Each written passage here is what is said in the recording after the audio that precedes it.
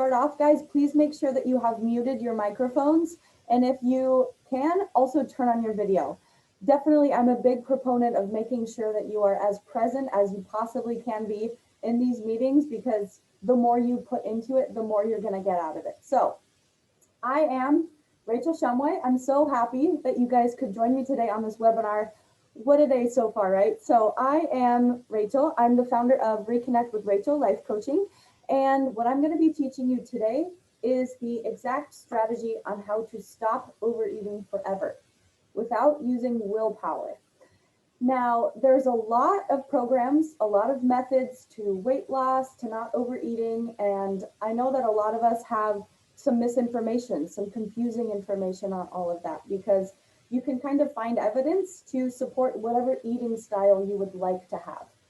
But hopefully by the end of this webinar, you guys will come out with a different approach, which is more based on sustainability, on freedom of choice, on being able to really make informed decisions for what is going to work for your body. So because stopping overeating or weight loss is a process, it doesn't though have to be a backbreaking one.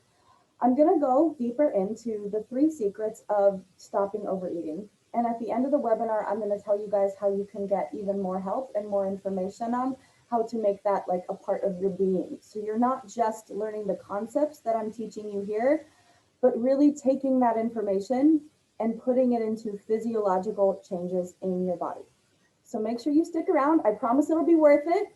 And maybe I'll even do a handstand or something crazy like that. So if you have not already, put your phones away, turn off the WeChat, and get your pens and your papers ready. Because whatever you have right now in terms of time, this 45 minutes of time is what you have.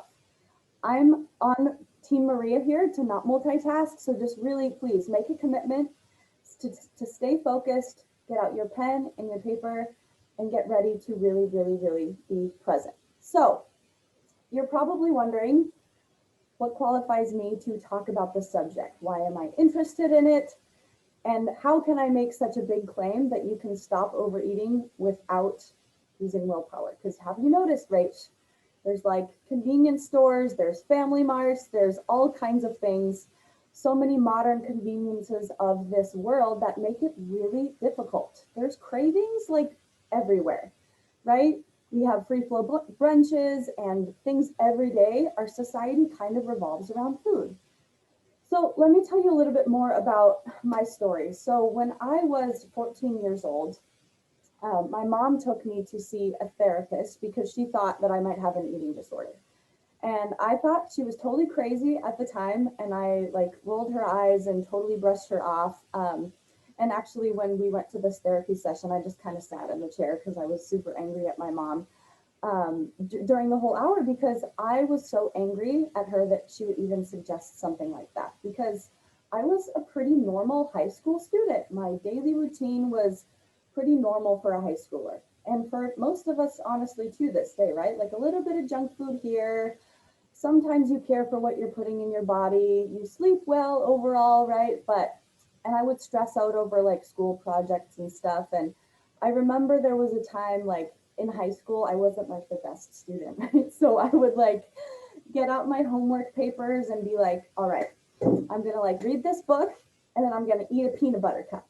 And then I'm going to read another page and I'm going to eat another peanut butter cup to like motivate myself to be more interested in the life that I was living. And except usually what ended up happening was that I would just eat the peanut butter cups and not end up doing my reading. So, I mean, if you do that in high school, it's usually not like a big deal. But as I went into university, I started to gain a little bit of weight, and it kind of turned more into a pattern. Like whenever I would get stressed, whenever I would eat something, I would feel bad. It's like, okay, I won't do it tomorrow.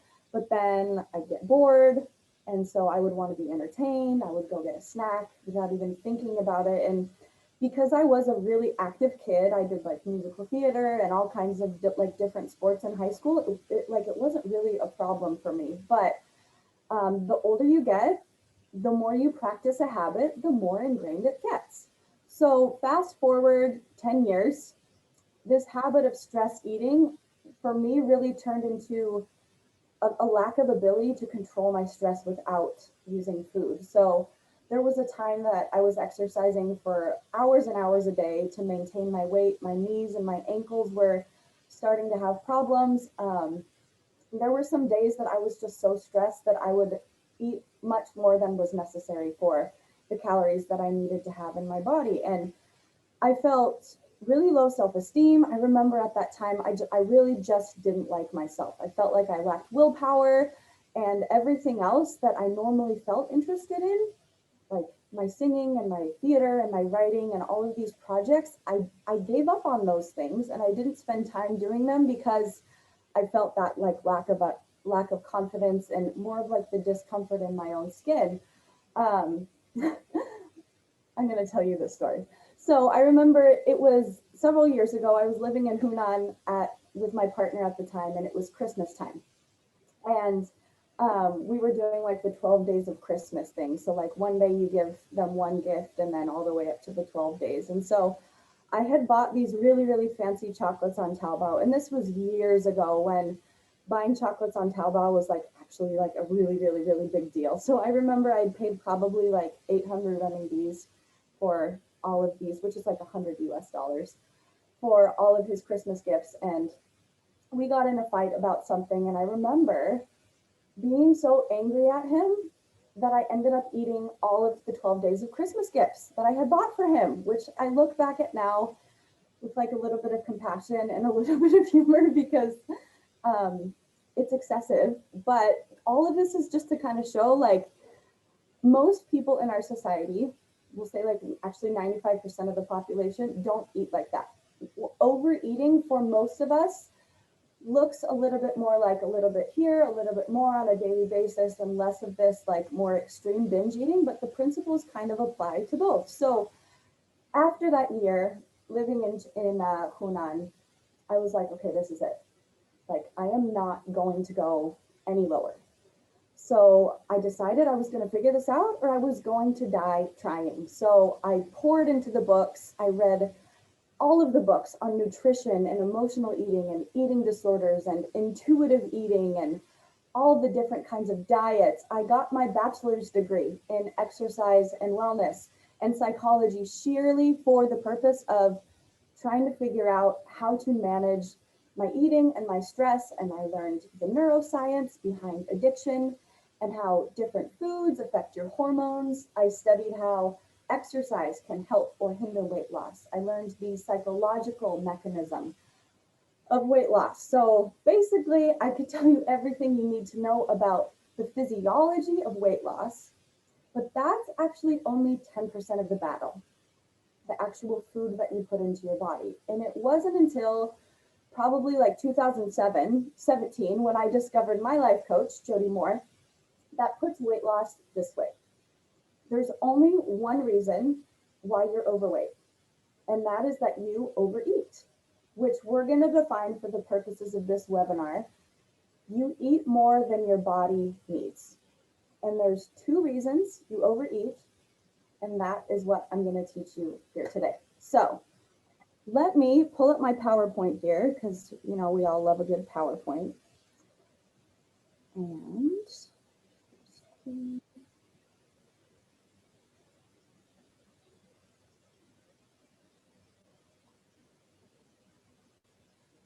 okay. So what I want to invite you to do is imagine what your life will be like after you know how to feed your body exactly what it needs, and you don't have a desire to eat past the point of fullness. Can you see how comfortable and how at ease you'll be? Can you see how truly eating the amount of food that your body needs will serve you? To not have the drama and the worry about what you're going to eat tomorrow, about what diet you should be following, but just to be comfortable around food, to be comfortable in your body, and to know that you can go anywhere, any restaurant, any outing, any venue, and be able to be completely present with the experiences and the people that are there around you. I believe so strongly in this process because it was the process that I used to end a 12-year struggle with food.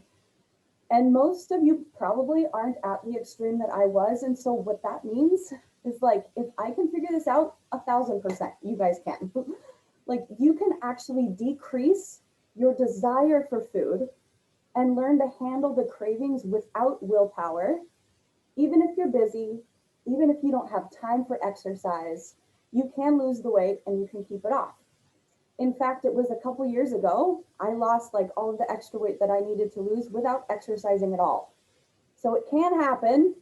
And now I just exercise because I love it. And like, being a CrossFit athlete is super cool. So that's why I do it. So I'm going to talk to you about the 3 secrets of overeating. And we are all on Zoom. And so what I want to hear from you now are, you can type it into the chat box. What are you struggling with? So type your answers in now. What are you struggling with? What's the hardest part for you? You guys are all here on a Sunday, right? But there are so many other things that you can be doing. So why is it that you're here? I know for me, I wanted to learn about this because it was a struggle for me. And I wanted to learn how to overcome it. I was curious, and also it was like a personal thing. And I wanted to figure out how to do this so that I could also help my mom and my sisters and my friends that were struggling with the same thing. So what is it that brings you guys here today? Type your answers in the chat box.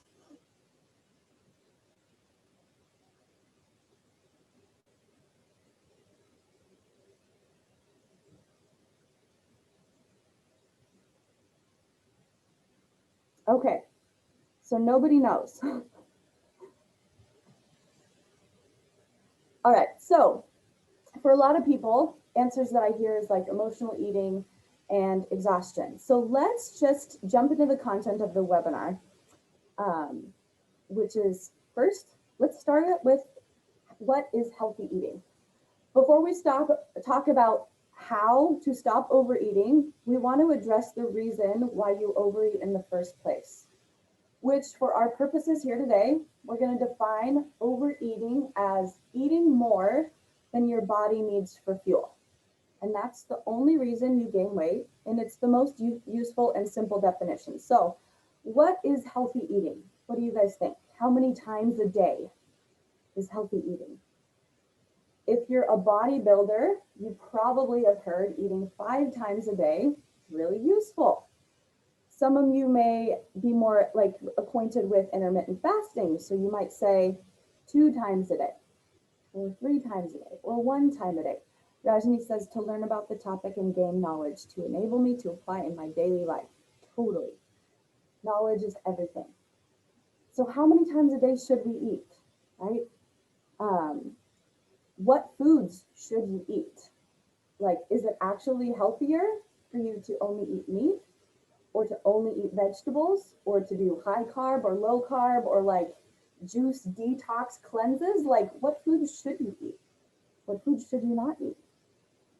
Like, do we actually know? And the thing is, we live in a world where you can find evidence for whatever you like. If you want to be a person that like eats a lot of sugar, you can go out and you can find research that says it's not a problem. If you want to be a person that doesn't want to eat sugar, you can go out and find that research too. And that's not to say that there isn't legitimate truth about nutritional information out there, but there's so much media and so much misinformation that if you're not really sure where to look, which is within your own body, and checking in and seeing how your food responds to the foods that how your body responds to the foods that you're giving it, it's going to be tough. So Shirley says sugar is addictive. I was broken when my mom died. Depression caused me to overeat. Yeah, and that's a super common thing, right? We say like, yeah, this thing happened and then we all of a sudden overate. But I think you're going to like what I have to say here, right? Because sugar is addictive, right? They've done studies about the pleasure centers in our brain. It's the same thing. You take like illegal drugs or you take sugar and it affects our brains in the exact same way, totally. And what is healthy eating? How do you even know if what you're eating is right for you? And the answer to that is really simply to just check in with your body and see what that's about. And we'll talk about that in the second secret here. So why do you overeat? Right? There's 2 reasons. that you overeat. Overhunger, which is caused by your hormones, and it means that your body is sending you confused signals about its hunger. And there's overdesire. Overdesire is caused by your brain programming. It's caused by the way that you've conditioned your brain over time. You've kind of built a habit of eating that's created a reward loop in your brain.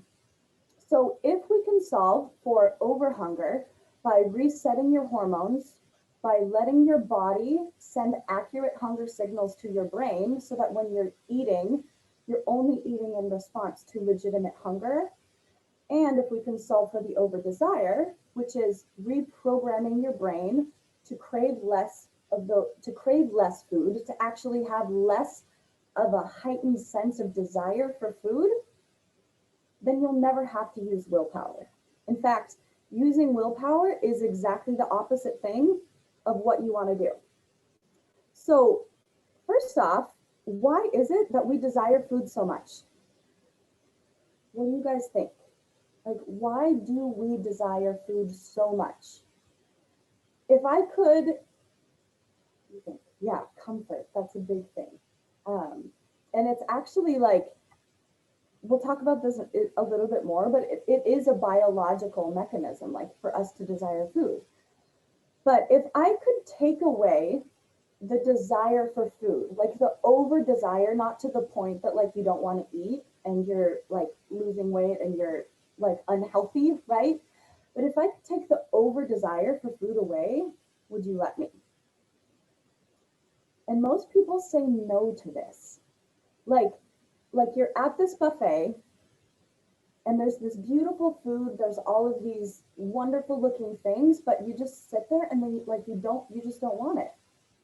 What then? And most people say no. And I think that what people think is that if we took away food as a source of pleasure, life would be uncomfortable. Life would be boring. And so we use food as an emotional escape so that we don't have to feel the discomfort. I see this all the time with my clients. They make their food plan, and then the end of the day comes and they say, I've had a really stressful day. I know exactly what's going to make it feel better. And so they go and they get into the cupboards and they have a bowl of cereal, and then they feel better, right? And so that kind of perpetuates this habit of learning that food provides comfort instead of looking at, okay, what is it that we're really desiring right here, which would be like a little bit of relief from stress. But why do we desire food so much in the first place? Why do we like it so much? So imagine this. I can take away your desire for food. You would never want to overeat. You would never be more interested in the food than your friends, than the people around you. Imagine your life without dessert, without play foods, without party foods. If we took all of that out, all of the food as entertainment, then what would be left? What would be left would be the results of your life. So you would come home from work and you would just feel stressed instead of eating. You would have a difficult time in your life. You would, I mean, a lot of us, like this year it was COVID. You might have a global pandemic, but you just don't have a desire to use food for comfort. And so like when people say, just stop eating, probably you guys have heard some people say it, like naturally thin people that don't have issues with food, they'll just say, well, like, just stop eating, as if it's something really simple. And if you look at it factually, it is really simple, right? You put the fork down and you don't put the food in your mouth. Overeating is actually a lot more difficult than not overeating. But what is the hard part? It's how you feel when you don't. It's actually dealing with the emotions. And nobody teaches us how to do that. Nobody teaches us how to feel our emotions. But if you know how to manage them and you decrease your desire for food and you don't run away from your problems, then it takes care of itself. So many people run away from the problems with their lives because of food, but we aren't taught in our society how to feel our emotions.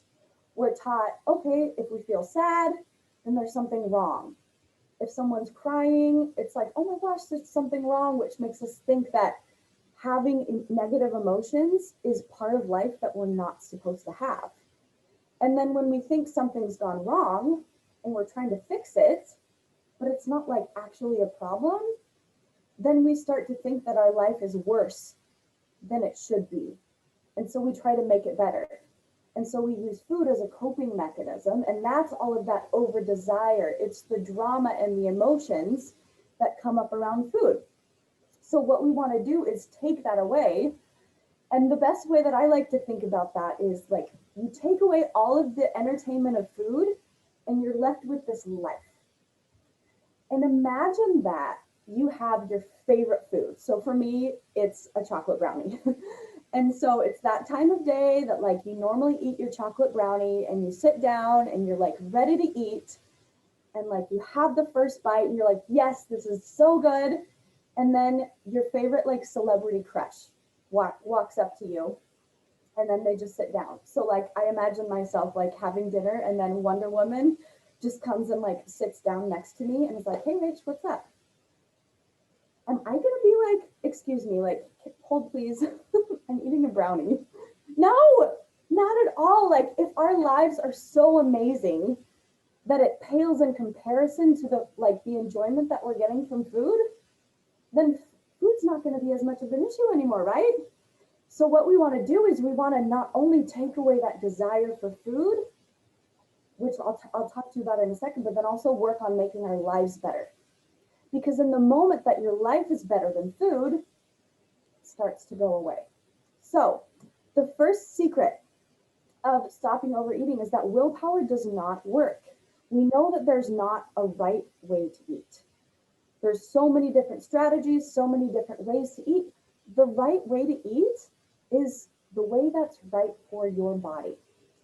So what motivates us as humans? We always talk about, well, I don't feel motivated to change the way that I'm eating. I don't feel motivated to, do this or that. But what motivates us as humans is three simple things: seeking pleasure. So what we do as humans is we need to feel pleasure in order to survive. Look at it back with our ancestors several thousand years ago, right? If we didn't seek pleasure in the terms of food, in terms of sex, in terms of comfort, we would be hungry, really cold in a cave, and without offspring to perpetuate the circle of life. So our brain was wired to seek pleasure. And that's not a bad thing, but in our modern day society, that's not necessarily something that we need. There's false pleasures all the way around us, right? We can go to a convenience store and we can pick up a snack and it'll give us a super concentrated hit of dopamine, right? So figuring out what works for your body is not just a matter of like feeling it out and seeing what feels good in the moment in your body, but it's also looking at like the long-term effects too. And the main reason why people don't do that sustainably, why people make a plan for their food and then don't stick to it long enough is because of over desire, right? And that's where you want to use food for entertainment, for boredom, for social bonding, and for stress.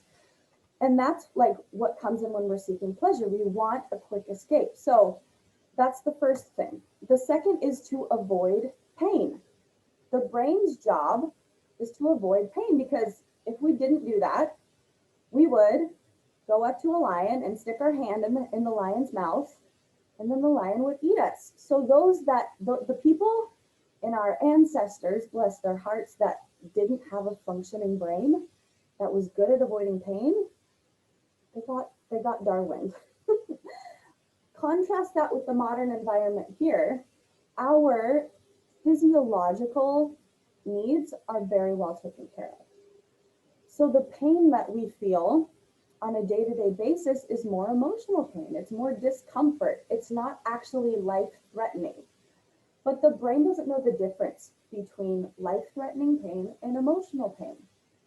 So when we're looking at what is motivating us as humans, seeking pleasure, which is very easy to do in our society with food, avoiding pain, also very easy. It's very normal to go to a birthday party or to go to like a dinner out with friends and just be like, oh yeah, you've had a hard day at work, just like get super drunk, right? And then you'll feel better in the morning. We hear that all the time. And there's not necessarily anything wrong with using food or alcohol to take the edge off, but what it causes is a net negative consequence. You gain weight, you decrease your ability to handle your emotions, and that just keeps perpetuating that cycle, right? So the third thing that our brain's job is to do is to conserve energy, which means stay in the cave, stay safe, stay away from all of those things. So like that's what our ancestors did for thousands of years, and it got us to where we are today. But instead of conserving energy, which looks like the higher brain building habits and then delegating it to the lower brain to make it as quick and easy and simple as possible, what our job is now as humans is to create new patterns, to create new habits that are going to lead us in the direction that we want to go. So when I say willpower doesn't work, it's because we are literally fighting against our brain biology when it comes to food, because our brains are wired to seek pleasure and avoid pain and conserve energy. So what do we do about it? We have a habit of overeating, or we have a habit of doing all of these things. And every time we try to stop, we try to take out sugar, it kind of freaks out. And that's because of the second secret, which is that your hormones are causing your cravings. So, golden question, gold star to anybody who knows the answer to this. What's the most important thing that you need to eat if you want to lose weight? Type your answers in the chat box. If you want to lose weight, what's the most important thing that you need to eat? Vegetables and fruits. Vegetables, okay.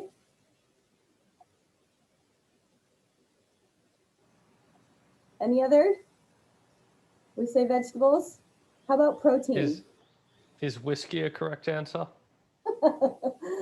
Yeah, could be whiskey, maybe. Okay. No, the answer is your own body fat.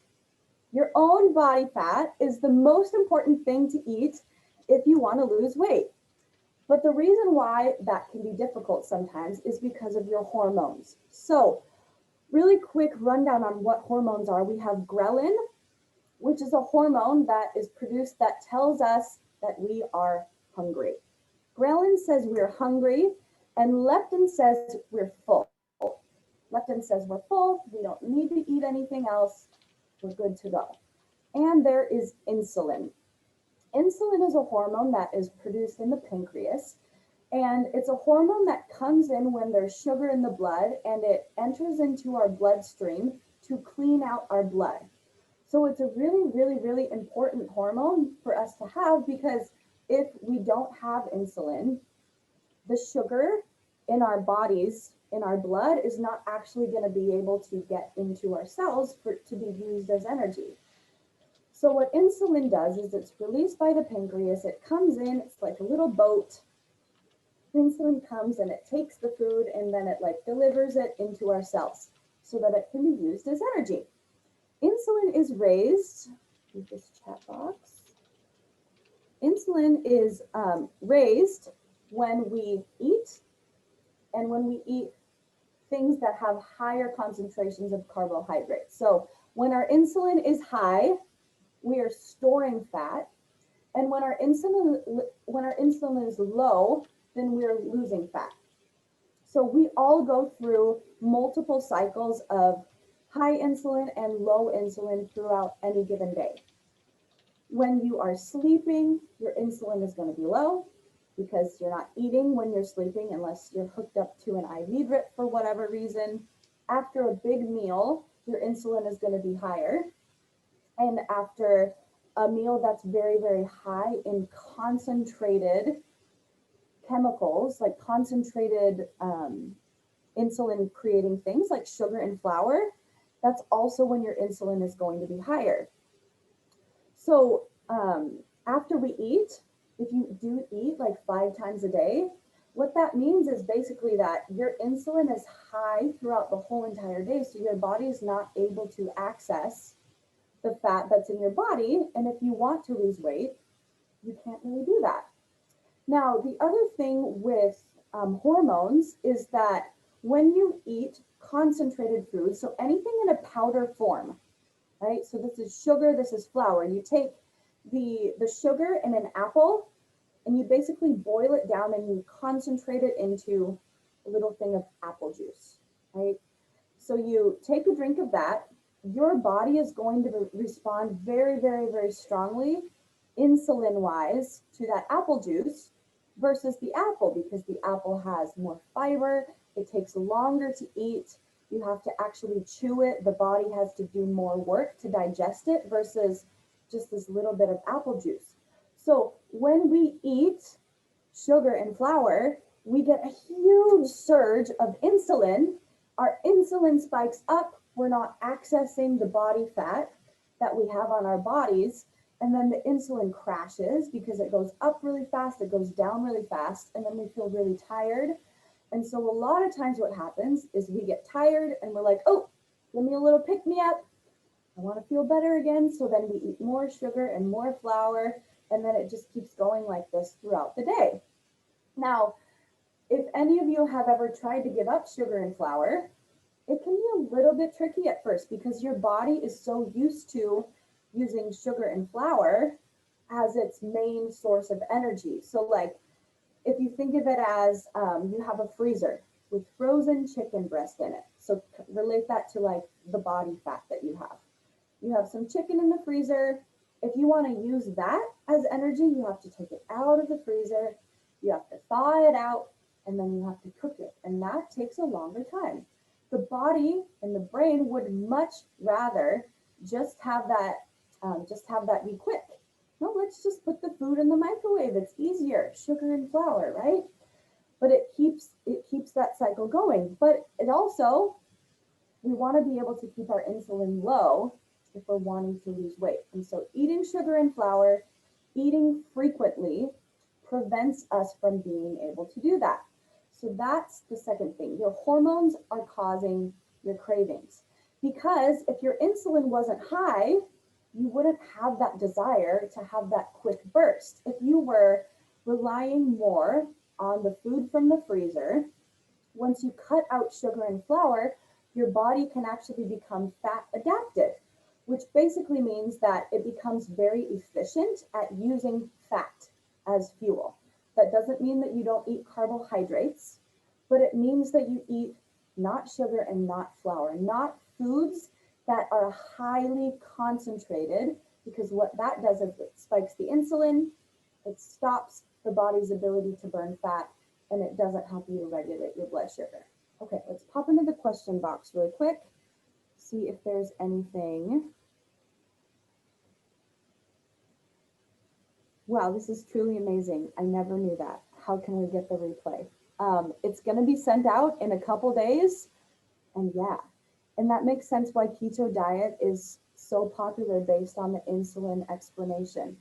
Yeah, and the thing like too with keto is it has you doing 0 carbohydrates. So there's like beans and sweet potatoes and foods that will create an insulin response, but it's like very mild. It's not super high and super low versus like sugar and flour, which is kind of crazy. And keto, right? It does keep you on more of a steady plane. I'm not a proponent or against keto. It's definitely something that you have to figure out for your body on your own. But yeah, for sure. Do you propose intermittent fasting? I used to do this. Yes, so I actually do, and we can talk more about that in the Q&A. There's really, really a lot of good benefits to intermittent fasting in terms of health, in terms of regulating your blood sugar.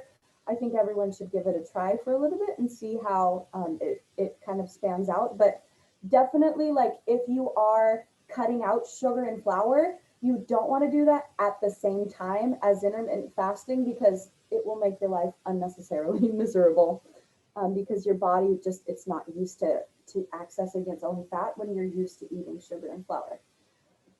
Okay, so the third secret, right? The first one here is, let's see if we can get this moving. Yeah, so what happens when we cut out sugar and flour is we go into withdrawal, okay?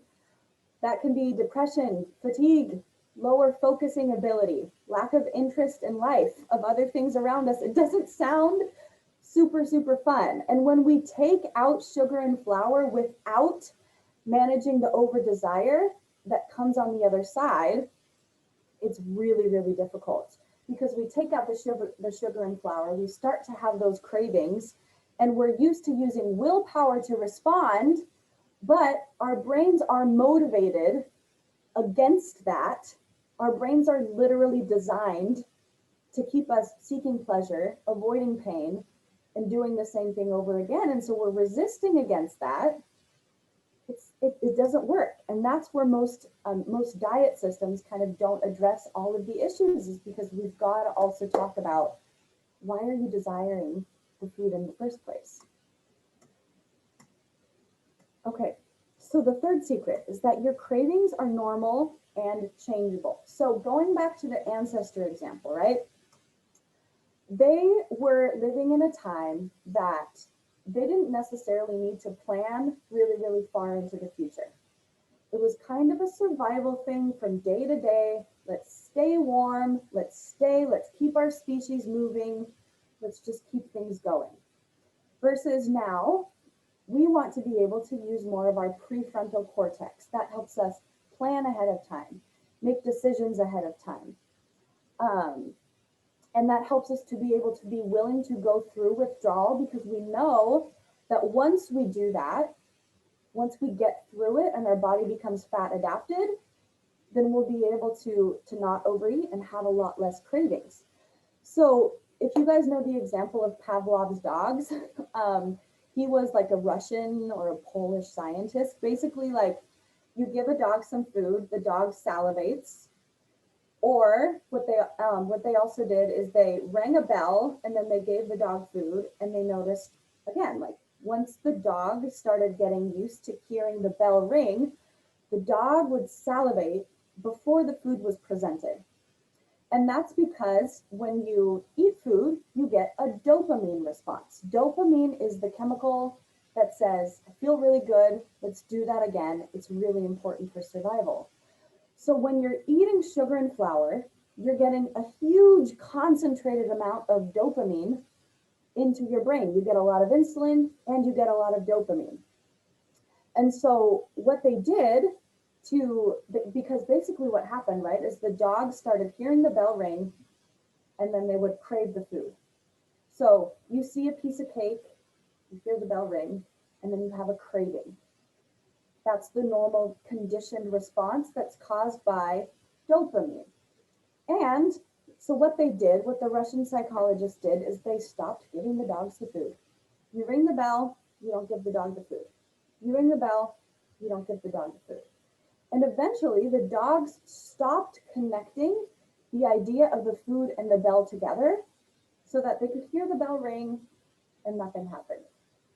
So deconditioning your brain, changing your habits of eating, is totally possible, because you weren't born with this habit. We weren't born seeing a cake and then immediately wanting it. We weren't born with the immediate impulse, like when we were feeling stressed or bored or whatever, to go and eat something. That was a pattern that we taught our brains. And if we taught our brains that pattern, we can also teach it to learn a different way. So to summarize here, if you're overweight, it's because you are overeating. Overeating is defined as eating more than your body needs for fuel. It's not based on 2,000 calories a day or 1,200 calories a day. It's your specific body. Overeating is caused by overhunger, when your body isn't sending accurate hunger signals because of sugar and flour. it messes up your body's ability to understand the hunger signals, and by over desire. And over desire is those cravings for food that happen because of a dopamine response, by habits, by conditions in our society that you have been taught and kind of taken into your brain. And you can change those by decreasing the desire for food, making food a little bit more boring, if you would say, in the beginning, taking out sugar and flour, going through withdrawal, allowing your body to become fat adapted, and then dealing with what comes up when you take those things out, the emotional things. Are you bored? Are you stressed? Is there something in your life that you need to change to make it so amazing, like Wonder Woman status amazing, that food isn't an issue anymore? Over hunger, we solve for by keeping insulin low and eliminating sugar and flour. Over desire, we solve for that by managing your emotions, using the prefrontal cortex, using your ability to plan, to make decisions ahead of time, and to stick with them. So that is what I have for you guys on overeating. I know you guys probably have a ton of questions, and so we'll get to that in a second. But for those of you that aren't going to be able to, so for those of you that do have questions, we'll get to those. And for those of you that have a lot more questions, I want to tell you where you can find all of the answers to that. So I've made a special offer for you guys today. So for those of you that are on the call, I know the replay is going to be sent later on.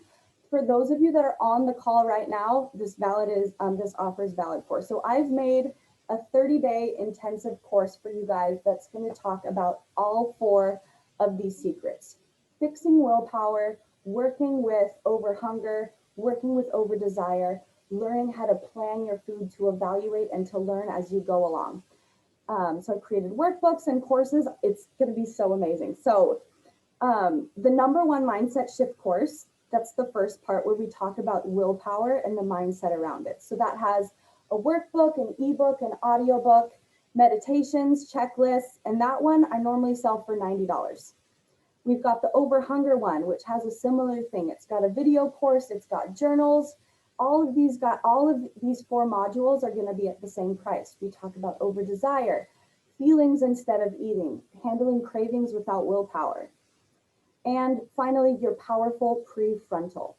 So all of these are included in the 30-day intensive course, and the total value for this is $360 for 2,520 RMB.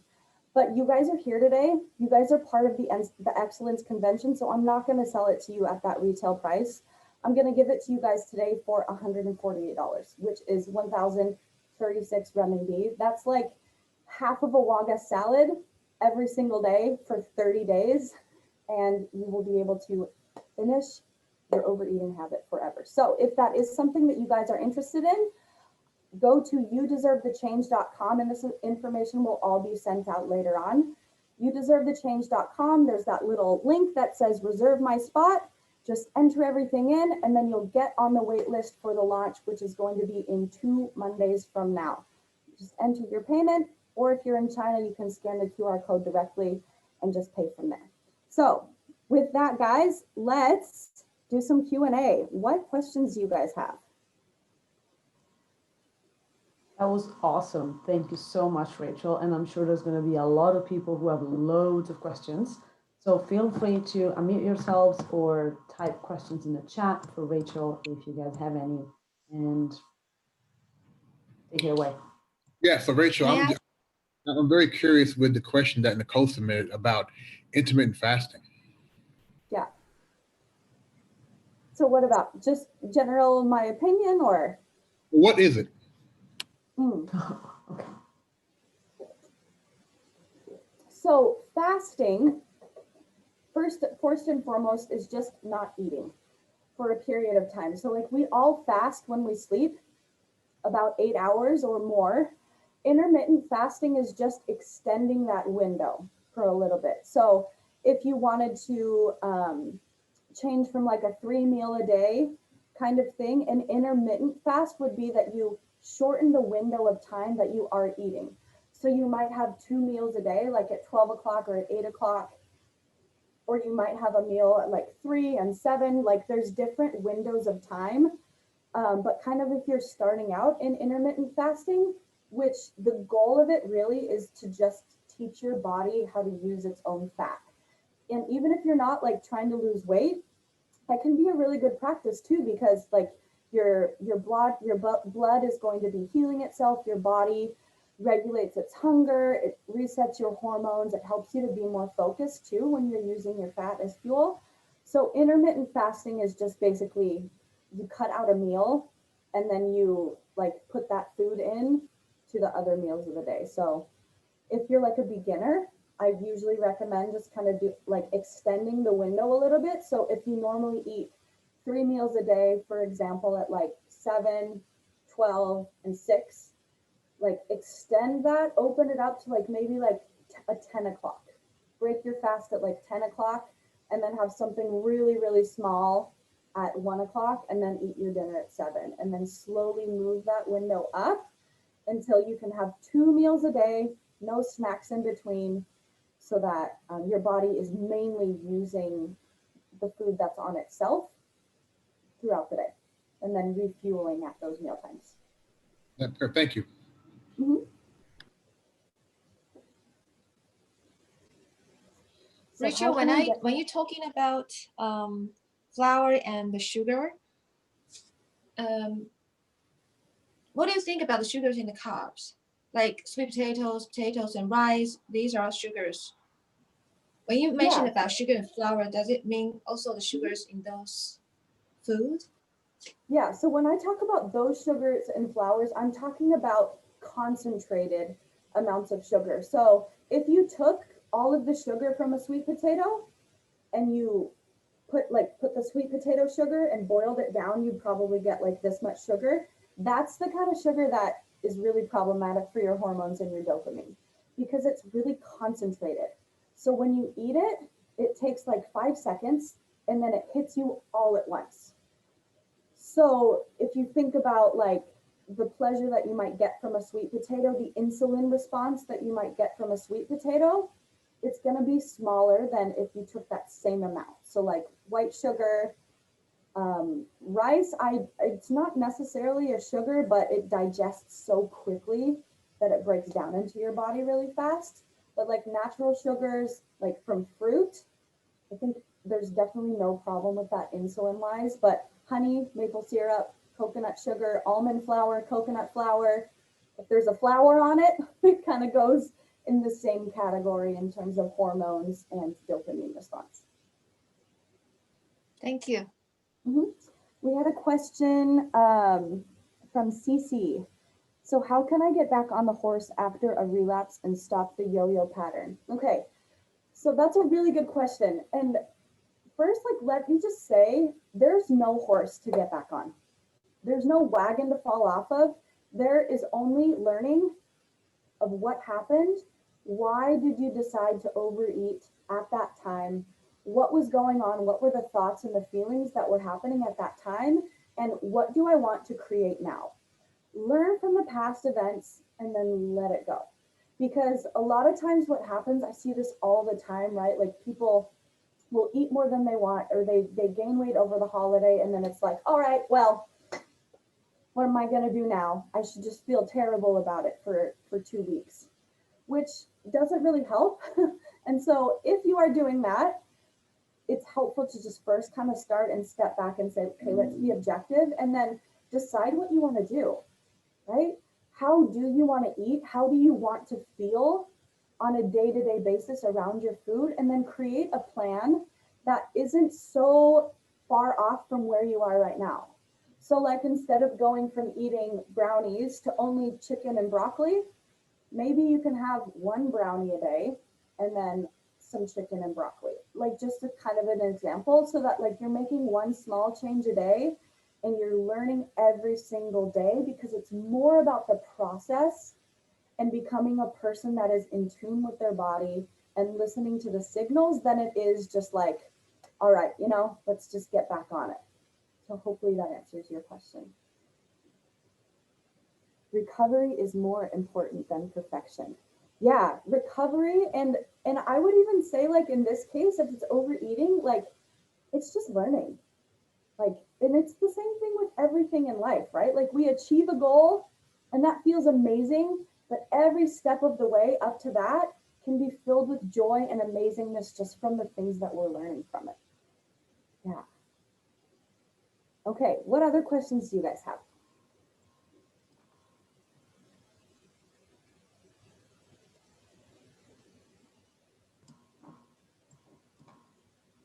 Or if there is another topic, nutrition-wise, that you'd like me to expound on, happy to do that as well. This is my jam. Yes, do take advantage of Rachel here, because she's more than happy to answer a bunch of questions. So I think the most difficult thing is the emotion part. For me, I love cake. Cake is pure sugar and flour. But you asked me to cut the cake. It's super difficult. I know that coach helps a lot for us to diet. But for me, let me to cut cake. I don't even have the courage to talk to a coach because I just don't want to do it. What's the suggestion about that? Well, I would offer that it looks like you are talking to a coach about it. So you may want to reevaluate the story that you're telling that you don't have the courage to do it, because it seems like you do right now. You're asking a question, you're here, you're learning. And what I would offer next is, what do you think is going to happen? Like, if you did for like a week not eat cake, what do you think would happen?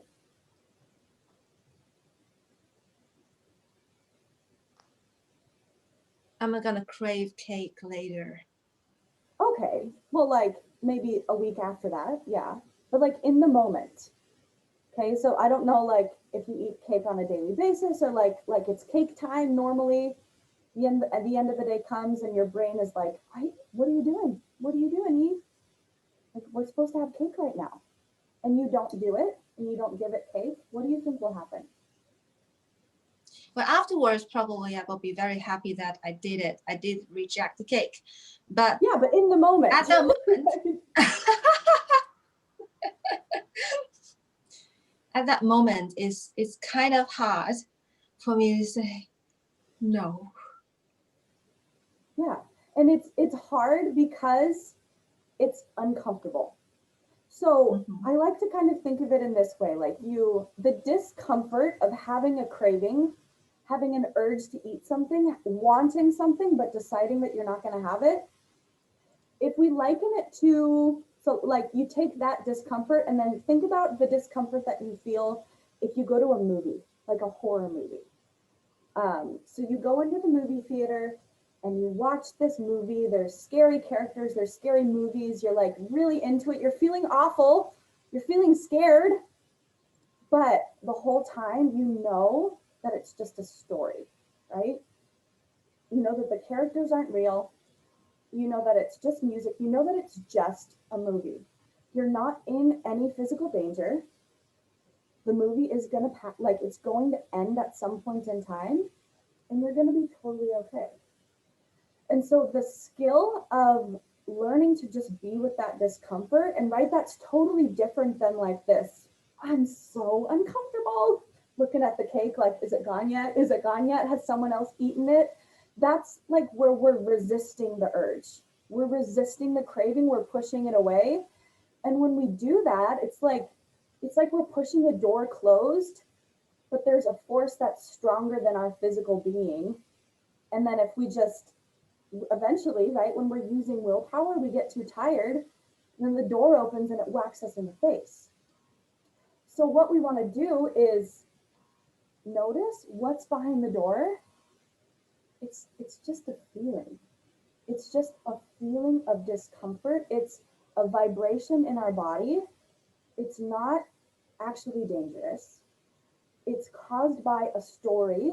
It's caused by the patterns that we've taught ourselves throughout our lives. It's not actually going to be dangerous, and it will pass.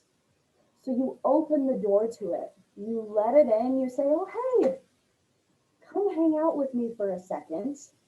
You breathe it in, and then you go about your day, not from this place of resistance, but of like, yeah, okay, it's just a feeling, and then I can totally do that. You do that once or twice, you get the hang of it, and it becomes so much easier. You allow the urge. Thank you so much. I love that horror movie story. That's a great analogy that I think now everybody who will be thinking of eating cake will be thinking about a horror movie, so you don't eat the cake. Yeah, Wait, and I I mean, lost. horror movies. If it works, immediately, because I don't like horror movies. So there you go. So thank you so much, Rachel. That was awesome. And for everybody who has more questions, please feel free to connect with Rachel directly. She will be, all her contact will be sent to you guys with all the recordings and everything. So you'll definitely be having opportunities to talk to her again. I'm just speeding this along just to make sure that we have enough time to prep for the next one. Rachel, I don't know if you are hanging out here or, but we'll be moving along shortly in this live room with Raquel, who's gonna talk to us about how to drop the labels and be unapologetically you, which I feel is a very nice segue from what we've just been talking about to, you know, trying to be your best self and find what works for you. And I'm very excited about this. So if you guys want to hang out, we'll be here, and if more people are going to join soon. So let's just wait a few minutes for new people to drop in, and then Raquel will be taking it away. Maria, can we rename it to the living room? Because we've got the boardroom. Maybe we can call this the living room. Yes, Chris, we will be calling this the living room. I don't have the powers to rename stuff, but it's honorary the living room. Yes. Look, I reckon that we could probably have a coup and a mutiny. Are you suggesting that we just like mutiny? Yes, yeah. I have to make people co-host. Yeah. This is the wrong time to be using those analogies right now, right? That's a good point, Colin. That's a very good point. Chris, please be mindful of what I wasn't you're saying. suggesting that we have an insurrection. Okay. And I am also mindful of the fact that for most people in that particular time zone, it's bedtime. And if they're up now, they're up past their bedtime. Wait. Raquel, give me a second. All right.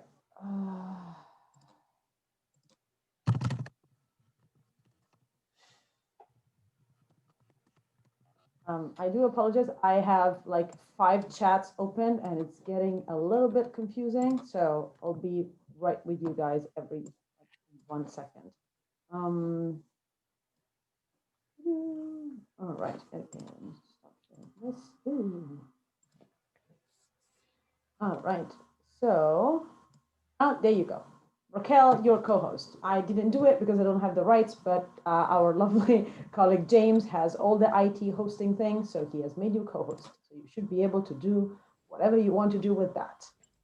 Thank you, James. All right, good. Maria, while we wait for a couple more people to join, can we talk about how good Prial's session was? So good. Yeah. Yep. Well, Maria couldn't listen to me because she was exactly. I was not listening to it because I was on the other room. But please do tell me about it. Well, that's what I wanted to just highlight is the fact that it was amazing, and you should have been there. Well, I think I was speaking at the same time. Details, schmetails. When I learned the power of like being in the same place, being in 2 places at the same time. I will do my best to try and join both things at the same time, but I will definitely listen to the recording of Prial's because